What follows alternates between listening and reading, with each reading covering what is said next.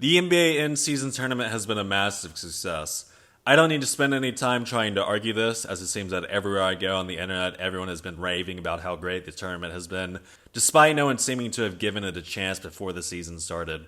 So instead of talking about how much I enjoyed the tournament, I more so want to focus on some ways it can improve, as I've seen a lot of people have been talking about that throughout the tournament. But before I get into how it can improve, I first need to get into what the NBA is trying to accomplish with the in-season tournament and why it's been so successful in its first year. I've seen a lot of people throwing out ideas trying to radically change the in-season tournament, and I don't think they're really understanding what the NBA is trying to accomplish here. And then also I want to talk about how serious I think the in-season tournament is in terms of playoff implications and in terms of evaluating how good teams are, and some ways that the in-season tournament can improve to have bigger playoff implications in the future. So to start off with understanding what the NBA is trying to accomplish with the in-season tournament, it really just goes back to money and ratings. That's really all the new things and all the moves that the NBA tries to make. It always goes back to money and ratings primarily, such as like with the play-in. Initially, that was just created for the bubble season because it was a shortened season,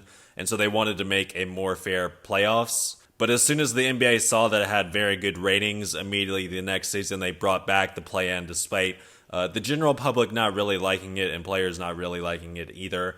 But people have seemed to flip on that. As for the in-season tournament, I think a lot of this comes down to the NBA not being able to compete with the NFL in the regular season. And a lot of this really just goes back to the NBA regular season being a long 82 games, which makes each individual game less entertaining because there's just not as much on the line with like a 17 game NFL season, for example, where it feels like every week has major implications for every team. And many people, including myself, have wanted the NBA to shorten its regular season, as it would probably make the product better during the regular season, as each game would be worth more in a shorter season, so I think that the players would play harder because of that. And then also we would see less injuries probably, like if there weren't back-to-backs and things like that. I don't think the NBA is ever going to go for this because they're making enough money as is. I don't think the NBA believes that they can compete with the NFL for entertainment just for like the general public. And so they go with a longer season model because they're able to sell a lot of tickets and sell,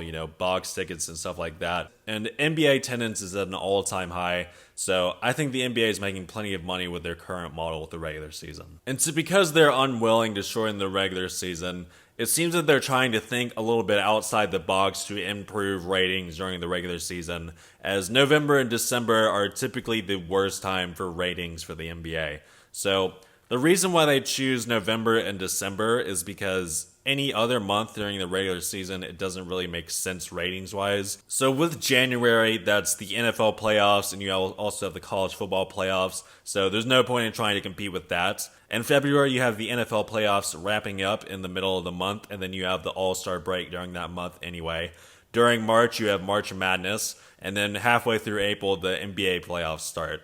So really the only time that the in-season tournament could have been fit in was November and December because October is a short month.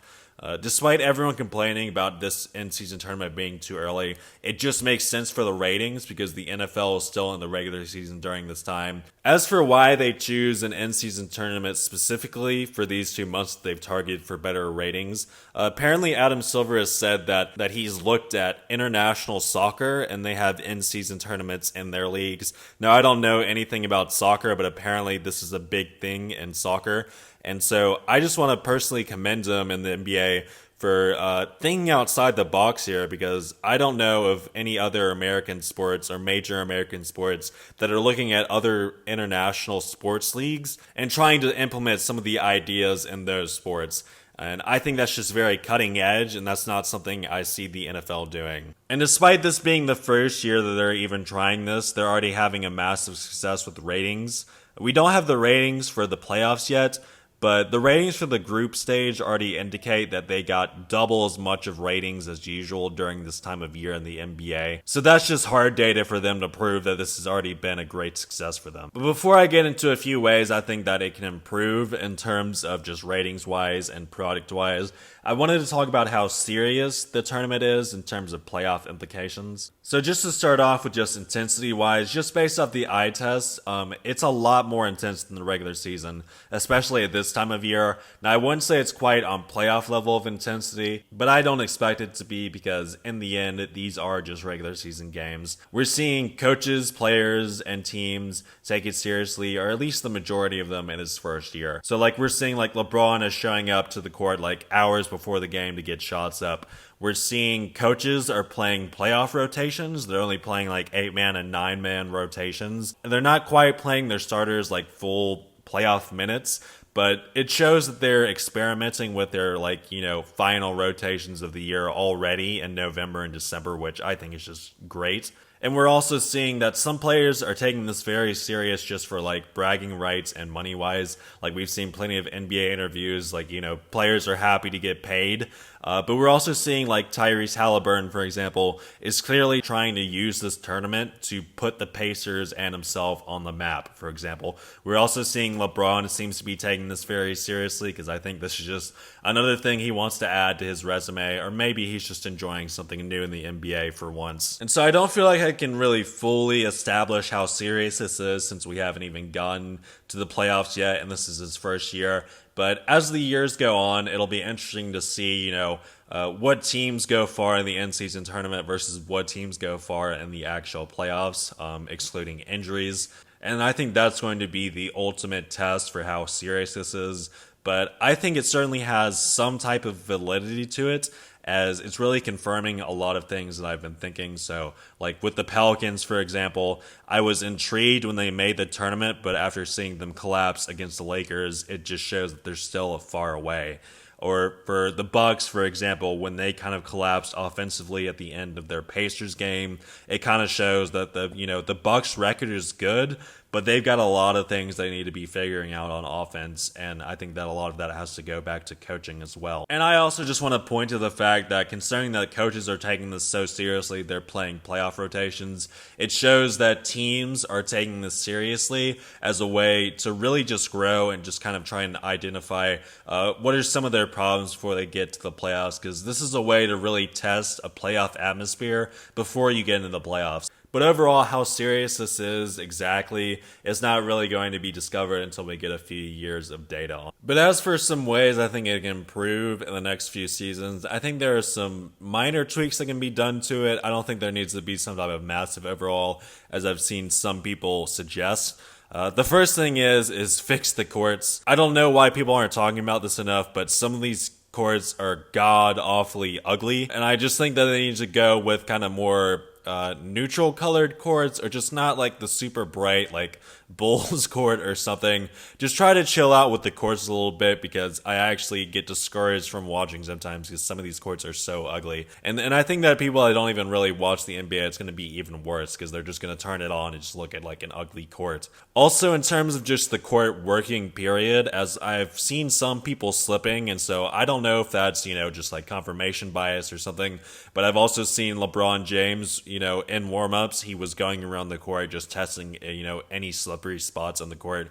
So if there is really a problem with these courts being a little bit slippery, that's their number one concern, honestly, because they don't need some type of like ugly injury or like a bunch of injuries during this in-season tournament, because then people are going to start saying that this is unnecessary, and it's going to discourage teams from really trying because they don't want their players to get injured. Now, as for the format, I think the format is fine for now. I was very disappointed when they first announced the in-season tournament and they weren't going to use different divisions as groups, because that would actually give the divisions like a reason to exist. But I understand why they wanted more groups than just 4 divisions, because I think that this 8-man playoffs has been a lot better than just having like a 4-man playoff, for example. Now, as for the days of the week for this to happen, I think that the Tuesday, Thursday, Saturday format is really the only format that I can do, because the NFL owns Sunday and Monday. So doing like Wednesday, Friday, Sunday won't really work, because then the championship would be on NFL Sunday, or having the championship on Monday can't be on NFL Monday, for example. So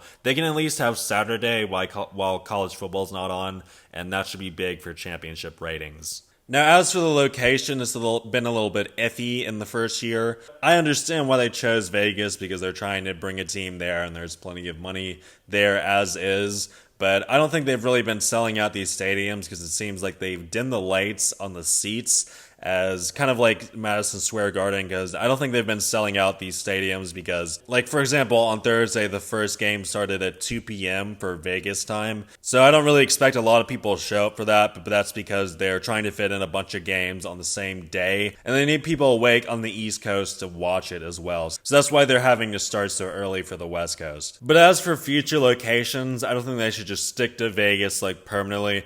I think that it should move around kind of like the All-Star break. So I don't think they should discount the idea of trying an NBA city for this, as there's already going to be established fans there and probably more fans in the stands as a result. I do like the idea of doing a non-NBA city as like a way of like diplomacy almost, but I think they should also consider going international with this and going to like a foreign city like in Europe. And that's because we see with like the NFL that they've had massive success with, playing NFL regular season games in England and in Germany. So I think that would be a good way to keep the NBA, keep it going international. Now, obviously, doing it with different time zones is going to be bad for ratings probably, but I think it's something they should entertain at least and maybe find some time zone where it's not egregious. South America would be a great example of this because they have some time zone overlap with the United States, and they don't really have that much basketball coming out of that part of the world. So I think it'd be good for the NBA to go there and try to start like some type of basketball culture there,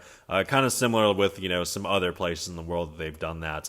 But I think the best combination would be some new place where you can kind of try and introduce basketball, and also a place where they're going to be able to play at a time that's going to make sense for people watching in America as well, so you can maximize your ratings. And I think that it's also important that these arenas are going to sell out or close to sell out, because that's going to help get the crowd noise into it and make it feel more like a playoff atmosphere and make this in-season tournament have better playoff implications because of that.